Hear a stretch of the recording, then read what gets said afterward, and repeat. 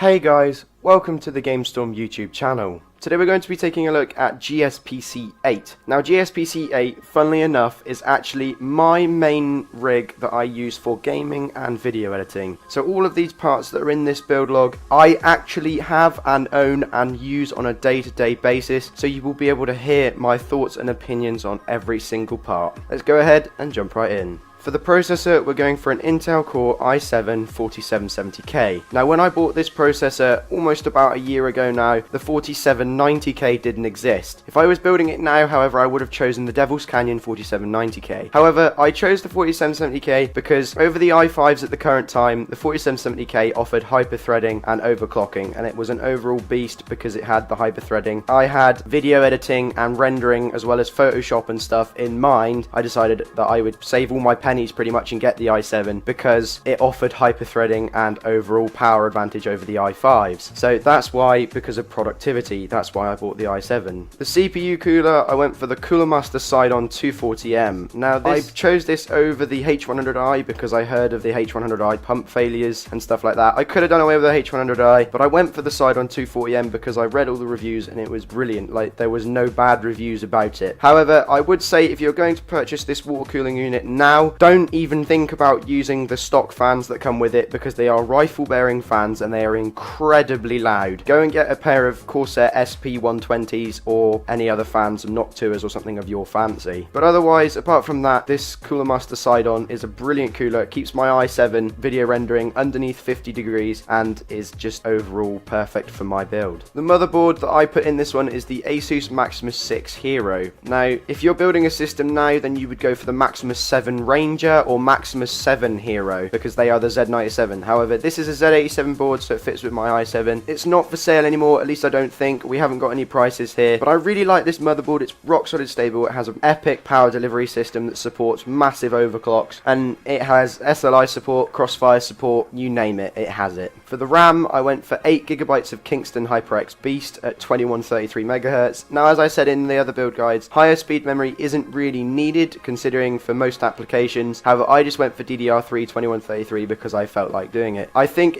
sometime in the near future I will be upgrading to 16 gigs just to benefit my video editing side of things. Now this is the newest part that I have recently put in my rig, like 3-4 days ago I put this in. This thing is a beast. I absolutely recommend it. The Samsung 850 Pro 256GB SSD is the best way to go. It may be expensive, but trust me, once you've got one, you will never go back to a HDD based boot. Previously I was booting off of a Western Digital 1TB hard drive. I can't believe I didn't put in an SSD when I first built the rig about a year ago. This SSD has made it so much quicker. It now boots in around about 8 seconds and is ready to go after the boot. And also I launched Battlefield 4 off of this SSD, and 9 times out of 10, if my internet is playing ball, I am in game before anyone else that I play with. This SSD is epic. Mass storage in this system, as I have previously said, I have a WD 1TB Blue. However, I'm not going to be listing this on here because it's just an added cost, and if you were to go for a third drive, then I would put in another one of these Seagate Barracudas. But for mass storage, we've got a Seagate Barracuda 2TB 3.5-inch 7200 RPM drive. Now, I actually have one of these as well as mass storage. I love it. It's 2 TB. There's bucket loads of room for you to chuck your stuff around in. Steam backups easy, and it's quick as well because it's 7200 RPM. So there's going to be no problem with any of you sticking one of these in your system. It's just brilliant. Seagate, I love you. Now, the meat of my system has got to be the graphics card. It is the Asus GeForce GTX 980 STRIX. I love this card. It is the best. The STRIX cooler, like playing games like Dota, the fans don't even switch on. It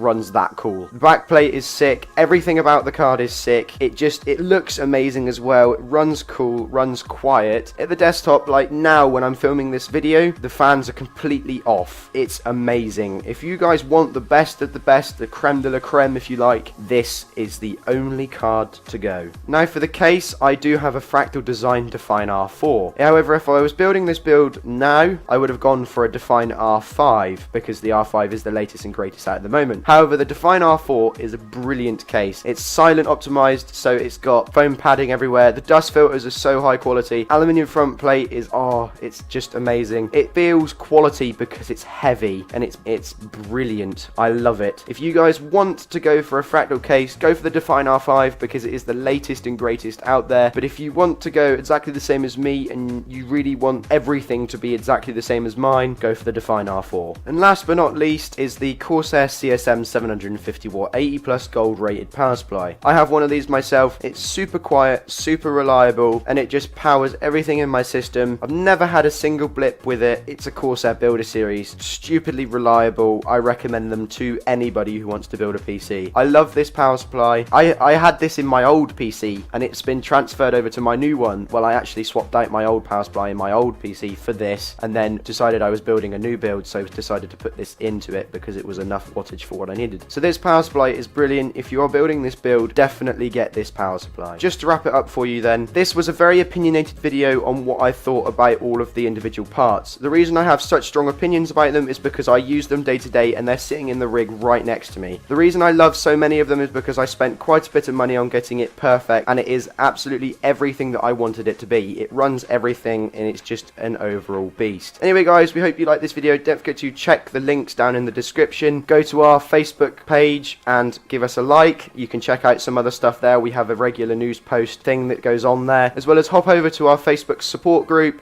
Join that, post any questions or queries you may have there. Also, that is the way you can find out how to support our cause. Anyway guys, if you like this video, don't forget to like, comment and subscribe, and as always, we will see you guys in the next one.